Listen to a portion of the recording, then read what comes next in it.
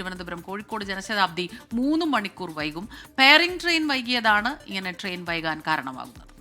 സലീം മാലിക് വിവരങ്ങളുമായി തിരുവനന്തപുരത്ത് നിന്ന് ചേരുന്നുണ്ട്. സലീം, എന്താണ് വിവരങ്ങൾ? റെയിൽവേ അറിയിക്കുന്നത് എന്താണ്?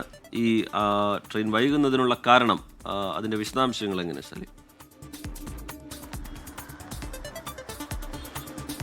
രജിത്, സ്മിത, സംസ്ഥാനത്ത് ജനശതാബ്ദി ഉൾപ്പെടെയുള്ള പല ട്രെയിനുകളും വൈകിയോടുന്ന സാഹചര്യമാണുള്ളത്. പ്രത്യേകിച്ചും ഇന്നലെ രാത്രിയിൽ പെയ്ത മഴയിലും വീശിയടിച്ച കാറ്റിലും ട്രെയിൻ ഗതാഗതം താറുമാറാകുന്ന ഒരു സാഹചര്യം ഉണ്ടായിരുന്നു. മണിക്കൂറുകളോളം തിരുവനന്തപുരം ഭാഗത്തേക്കും തിരുവനന്തപുരത്ത് നിന്ന് കൊല്ലം ഭാഗത്തേക്കും പോകുന്ന ട്രെയിനുകൾ പിടിച്ചിട്ടിരിക്കുന്ന സാഹചര്യവും ഉണ്ടായിരുന്നു.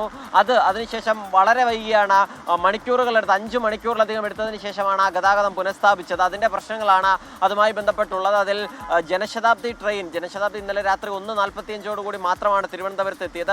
പെയറിംഗ് ട്രെയിൻ വൈകുകയും ചെയ്തു. അതുകൊണ്ട് തന്നെ ഇന്ന് പുലർച്ചെ 5:45 പുറപ്പെടേണ്ട ട്രെയിൻ 8:45 മാത്രമേ പുറപ്പെടൂ എന്നാണ് അറിയിച്ചിരിക്കുന്നത്.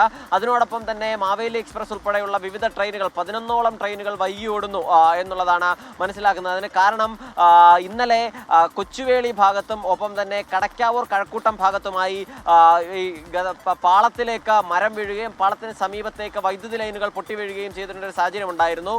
വീണ മരങ്ങൾ വളരെ വേഗത്തിൽ മാറ്റിയെങ്കിൽ പോലും ഈ വൈദ്യുതി ലൈനുകൾ പൊട്ടി വീണ് അവിടേക്ക് വീണ്ടും പരിശോധന ഉൾപ്പെടെ നടത്തിയതിനു ശേഷം മാത്രമേ ട്രെയിനുകൾ കടത്തിവിടാൻ സാധിക്കുകയുണ്ടായിരുന്നുള്ളൂ. അതുകൊണ്ട് തന്നെ ഈ മരങ്ങൾ പൂർണ്ണമായും മുറിച്ചു മാറ്റിയതിനു ശേഷവും ആദ്യഘട്ടത്തിൽ കഴക്കൂട്ടം, കടക്കാവൂർ എന്നീ പ്രദേശങ്ങളിൽ അധിക സമയമെടുക്കുന്ന സാഹചര്യം ഉണ്ടായിരുന്നു. അതിനുശേഷം രാത്രി 10:30 മാത്രമാണ് തിരുവനന്തപുരത്ത് നിന്നും കൊല്ലം ഭാഗത്തേക്കുള്ള ട്രെയിനുകൾ പൂർണ്ണമായും കടത്തിവിട്ടു തുടങ്ങിയത്. അതും ഓരോന്നോരോന്നായി മാത്രമായിരുന്നു കടത്തിവിട്ടത്.